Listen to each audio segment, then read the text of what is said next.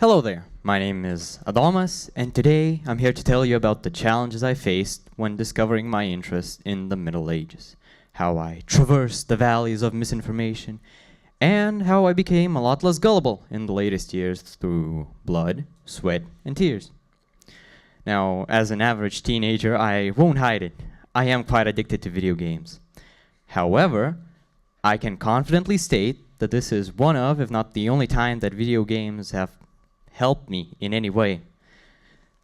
This game is what got me into the Middle Ages and eventually even armor. And while pursuing this passion of mine, I had come across three main challenges, or as I like to call them, the blood, the sweat, and the tears. So, the blood. I was looking for information for so long that I got blisters on my fingers. So, do you think that quality information is easily accessible nowadays? Well, it is, at least compared to finding some during the rise of the frightening artificial intelligence. When I first got into these things, I was incredibly easily manipulated. So much so that I used the first thing that came up when searching medieval history as my main source of information, which at the time was flooded, and I mean flooded, with fake AI articles and images like these. Of course, innocent young me had no idea what any of the stuff meant, so I just kind of rolled with it. Until I realized that nearly everything I had been reading up to that point was blatantly fake. And to find some proper information, you have to visit museum archives or sometimes even the museums themselves. Although this does come with a downside. I can no longer watch medieval movies without finding any misinformation in it. Then we have the tears. How I got scammed so hard that it made me cry a river. Now tell me, would you trust this person? Would you buy this product? What about now? He still has 5 stars, right? Who cares if he doesn't offer any returns? Well, I just so happened to fall for these very 5 stars myself. And